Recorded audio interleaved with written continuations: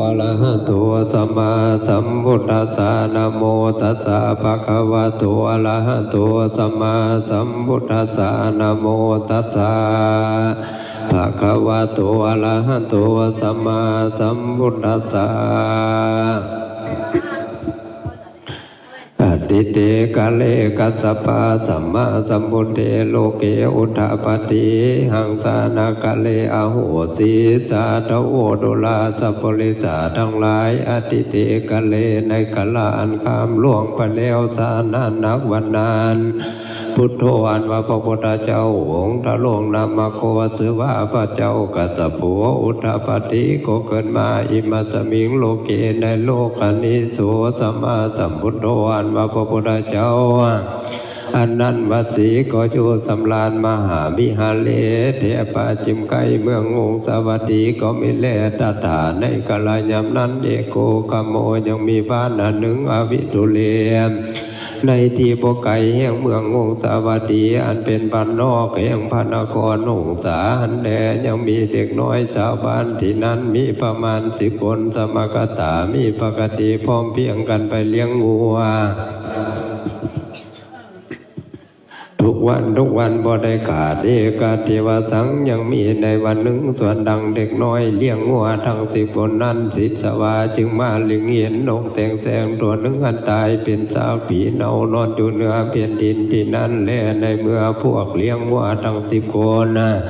พาลันว่าเห็นนกตายต่อให้เห็นสติอารมณ์ผงลงยังธรรมสังเวชให้บังเกิดยังสังฆลธรรมทั้งมวลด้วยคำว่าอายังอัตมะภาโวอันวาอัตภาวะเนื้อตนแห่งคนและสัตว์ทั้งหลายนี้ทุกขังล้วนแต่เป็นทุกขากรรมสุขบ่ได้อนิจจังทั้งว่าบ่มันบ่เที่ยงสิ่งใดเกิดขึ้นมาแล้วสิ่งเหล่านั้นเทียนยอมดับสูญไปเป็นของธรรมดาอนัตตามันบ่แม่นตนตัวของเฮามากว่าบ่อยากให้มันตายมันก็เรามาตายนี่จากปาสักไว้นอนอยู่เหนือแผ่นดินอสุจิเป็นของอโศกง่ายอสุพังอันบ่ดูดีดูงามอะยังกายโยอันว่ากายญาณตนของเฮาท่านทั้งหลายก็ดีอาทิลังบ่มีนานเท่าใดอาทิเสสติก็จะได้นอนอยู่เป็นอันยิ่งปัทวิงเหนือแผ่นดิน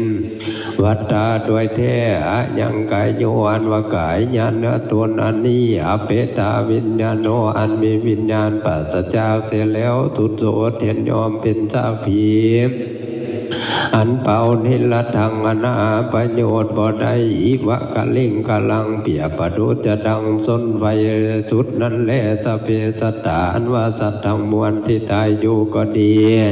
มาลิงสุจามาลิสะเลสัตว์จะตายต่อไปก็ดีเอตสังสยโยอันว่าความสงสัยนาทีก็บ่มีแม้แก่เฮาอาหังอันว่าเฮามาลิสามีก็จะตายไป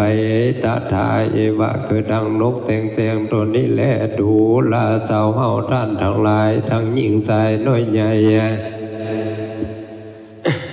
ที่เกิดมาในอัตภาวะโลกนี้บ่เที่ยงบ่เป็นแกนสารบ่ใส่ตนตัวของเฮามาตะว่าภูมิขนหนังเนื้อตะปอดใจพุงทั้งมวลบ่แม่นเป็นอาของตัวก็เทียนยอมเป็นของสาธารณะตัวไปกากะลิสนังอันว่าแห้งและกาหมดและปวกทั้งหลายกับทั้งคนหญิงคนชายก็ทั้งเดียวกันเมื่อยังเป็นตัวสารพัดจักหักแพงแม่นว่าสมบัติเขาของทั้งมวลก็ห่วงแหนแพงไว้ว่าอันนั้นก็ของกูอันนี้ก็ของกูแลกันว่ามันกระทำกิญญาอันตายไปแล้วนั้นมัตตวาเตมากำเดียวหนึ่งก็บ่ได้ขาปากตัวไปเลยเอาท่านทั้งหลายดูดังนกตัวนี้เถิดกันว่าพวกเขาเลี้ยงงัวทั้ง10 คนนั้นให้บังเกิดยังสังธรรมสังเวชดังนี้แล้วจึงอาชวนกันไปเก็บเอายังหลัวและฟืนมากองไว้แล้วจึงพร้อมกันเอาซากนกอันตายนั้นมากองลงไว้ในกองฟืนนาไฟเผาเสียกันว่าหมดแล้วพอเวลาเจ็นก้อยกำก็สักกุศลกันไปไล่งัวมาสู่บ้านนั้นแลตัวโคนะปลานว่าพวกเลี้ยงวัวทั้ง10 คนนั้นโล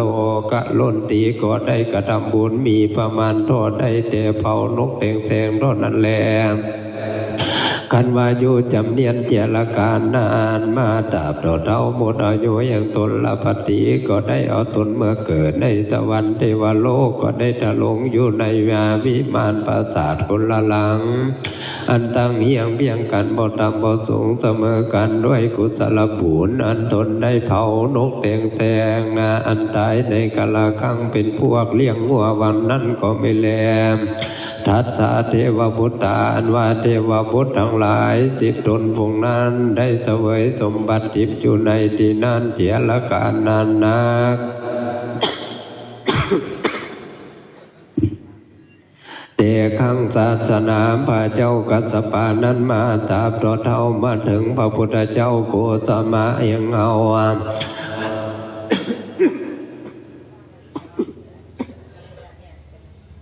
ได้ตัดสัพพยุเป็นพระเทวบุตรทั้ง10 ตนพวกนั้นยังได้เสวยสมบัติทิพย์อยู่มาเท่ากาลบัดนี้ก็ไม่แลตถาในกาลยามนั้นพระมหาโมคคัลลาโน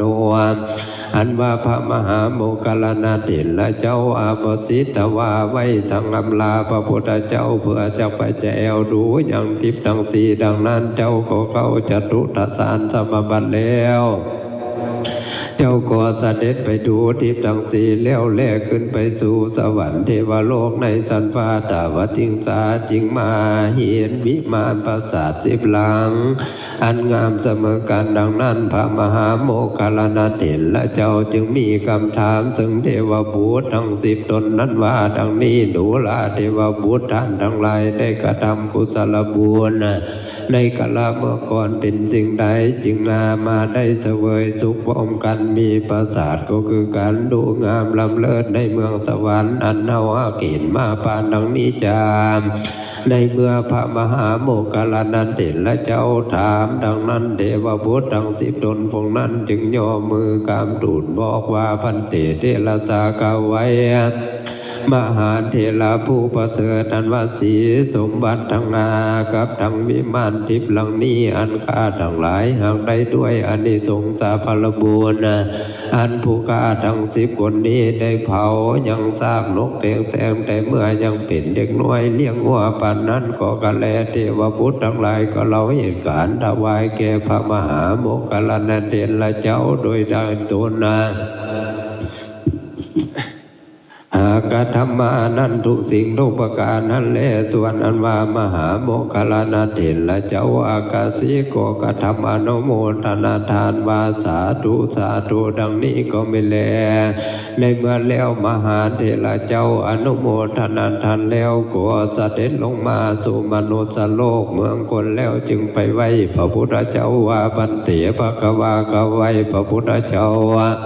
องค์ทะลงภาคยาอันงามผู้กาขอทูลถามถึงพระอานิสงส์ยังปุกละยิ่งใจทั้งหลายอันได้ทรงสการเผาซากคนตายนั่นจะมีพระอานิสงส์ดังลือก็กระจาขอพระองค์จงทะลงพระมหากรุณาตเทศนาแก่ปุกาบันนี้เถิดภควาว่าพระพุทธเจ้าจึงมีพุทธาติกาตเทศนาด้วยคาถาวาจตุสหสาปาลิวเลนะสัตตสาปาลิวเลนะดังนี้ดูลาเวนยสัตว์ทั้งหลายอธิบายในคาถาวาดังนี้โยบุคโลอันว่าบุคลาผู้ใดผู้หนึ่งก็ดีอิติว่าผู้หญิงก็ดีโพลิโสว่าผู้ชายก็ดีทะนิโทวาคนตรงให้กินใจก็ดีพาโลวาคนใบก็ดีมหัตโนวาคนผู้มั่งมีเป็นดีก็ดีสัทธายาสัมปันโนอันประกอบไปด้วยสัทธาปิติยินดีมาน้อมสักส่วนกันกระทำกุศลบุญทั้งหลายคือว่ามาให้ทานเอาศาสินเจริญเมตตาภาวนาเป็นเขากระทำการบุญสันใดก็ดีก็ได้พระอานิสงส์พระบุญทุกสิ่งทุกประการนั้นแลดูลาโมคคัลลาทวาจะกระทำการกุศลนั้นผู้เป็นเจ้าศรัทธาควรประกอบไปด้วยเจตนา3 อย่างคือว่าบุพเจตนาเมื่อตกแต่งของท่านก็ให้มีใจยินดีในทานหนึ่งปุญญาเจตนา เมื่อจักยกของทานก็ให้มีใจอ่อนน้อมยินดีนึกอัมพลัมปลาเจตนาเมื่อให้ทานแล้วก็ให้ระลึกหาของทานที่ตนได้ทานแล้วอยู่เสมอประการหนึ่งเมื่อไหวพระสงฆ์มาหับของทานนั้นถ้าได้พระสงฆ์ได้ละมาก็จะได้นึกยินดีถ้าได้พระสงฆ์ผู้น้อยมาก็จะได้นึกเสียใจจงไตยาจงอาตั้งใจเป็นกลางจึงจะสอบแลเจ้าสตาเมื่อจะถวายของทานจงนึกสมมติในใจเสมอว่าพระสงฆ์ที่มาหับของทานข้าพระเจ้านี้ล้วนแต่เป็นผู้มีศีลบริสุทธิ์เสมอดังพระเลเนียเจ้าเมื่อแต่ก่อนนึกดังนี้แล้วจึงถวายของทานก็จะมีพระอานิสงส์เป็นอันมากนักแลดูลมหาโมคคลาตุนประกอบไปด้วยฤทธิอันมากผีว่าบุคลาหญิงชายทั้งหลายทั้งปวงและมาสักส่วนกันนะทรงสการปงศพคือมาเผาซากคนตายดังนั้นบุคลาผู้นั้นก็จะได้เสวยอานิสงส์พละบุญได้5,000กับมีปริวารก็ได้1,000แลบุคลาผู้ใดได้อนุโมทนาว่าตัวผู้ข้าบ่ได้ไปช่วยท่านทั้งหลายผู้ข้าก็ขออนุโมทนาส่วนบุญดอมท่านว่าแต่สาธุแต่ตอนนี้ก็จะได้อานิสงส์1,000กับได้ปริวารก็ได้8,000แลพิว่าบุคลาผู้ใดได้ไปห้องภาวาตัวท่านทั้งหลายทั้งปวงมาช่วยกันไปส่งสการเผาศพพิไทยเอาบุญเดินว่าแต่ตอนนั้นก็จะได้พระอานิสงส์5,000กับมีปริวารก็ได้40,000แลโยบุคโลอันว่าบุคลาผู้ใดแลหินซากระดูผีตายแต่เก่าก็ดีตายไม่ก็ดีเอาไปเผาเสียดังนั้นก็จะได้อานิสงส์พละบุญ8,000กับมีปริวารก็ได้20,000แลบุคลาผู้ใดเล่ได้เผาผีพี่น้องลุงป้าน้าอาพ่อก็จะได้อานิสงส์พละบุญ40,000กับเมื่อมีปริวารก็ได้40,000แลบุคลาผู้ใดได้ไปเผาผีพ่อแม่ปู่ย่าตานายและสังฆเจ้ากับทั้งสามเณรผู้มีศีลนั้นก็จะได้พละอานิสงส์ว่า100,000กับมีปริวารก็ได้100,000แลบุคลาผู้ใดและได้ไปเผาได้ไปนิมนต์พระสงฆ์มาให้บุญบังสกุลพี่ตายดังนั้นก็จะได้อานิสงส์พละบุญ20,000มีปริวารก็ได้50,000แลบุคลาผู้ใดได้เผากเทวลังยังกระดูกครูบาอาจารย์